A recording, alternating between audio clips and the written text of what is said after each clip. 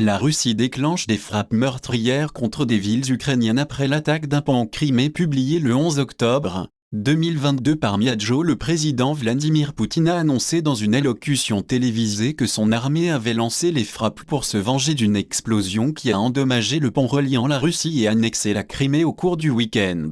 La Russie a déclenché lundi un déluge d'attaques meurtrières contre des villes à travers l'Ukraine, frappant le cœur de la capitale du pays, Kiev, dans le cadre d'une vague de frappes contre des civils et des infrastructures sans précédent depuis les premiers jours de la guerre. De Lviv à l'ouest à Kharkiv au nord-est, des missiles ont déchiré le trafic aux heures de pointe et les installations énergétiques, en représailles apparentes à une explosion qui a endommagé un pont clé vers la péninsule de Crimée annexée au cours du week-end.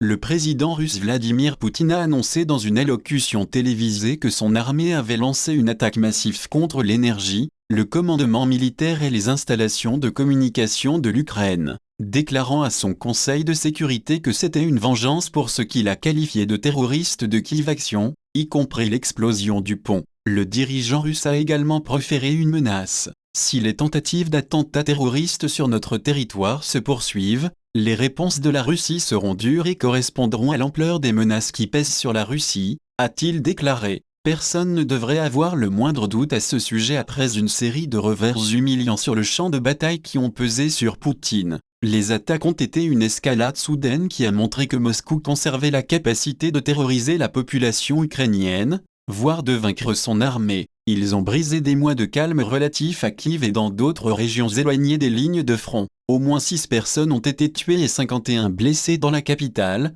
a indiqué l'administration militaire de la ville. Dans tout le pays, au moins 11 personnes ont été tuées et 64 blessées, selon le service national d'urgence d'Ukraine. NBC News n'a pas vérifié les chiffres. La Russie a utilisé des missiles et des drones de fabrication iranienne pour cibler des civils et des installations énergétiques dans tout le pays, a déclaré le président ukrainien Volodymyr Zelensky dans une vidéo enregistrée. Ils veulent la panique et le chaos. Ils veulent détruire notre système énergétique. Ils sont sans espoir, a-t-il déclaré. Des infrastructures essentielles ont été endommagées dans 12 régions du pays et à Kiev, ont indiqué les services d'urgence de l'État ukrainien, l'approvisionnement en électricité étant partiellement interrompu dans 15 régions. D'importantes pannes d'Internet ont également été signalées à travers le pays par le groupe de surveillance NetBlock. Les explosions sont survenues quelques heures après que Poutine a accusé pour la première fois l'Ukraine de terrorisme à cause de l'énorme explosion qui a gravement endommagé le pont reliant la Russie et annexé la Crimée samedi, portant un coup stratégique et symbolique à sa campagne.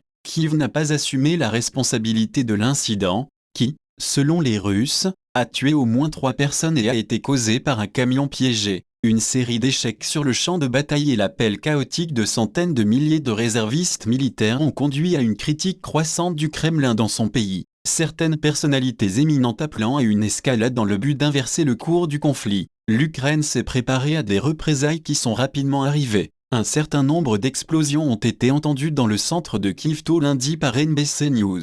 De la fumée a été vue s'élevant des bâtiments, tandis que des images et des vidéos vérifiées par NBC News montraient des voitures incinérées et un cratère près d'une aire de jeu dans un parc de la ville. Les habitants ont été envoyés à la recherche d'un abri dans les stations de métro souterraines, tandis que des sirènes anti-aériennes ont retenti dans d'autres grandes villes du pays.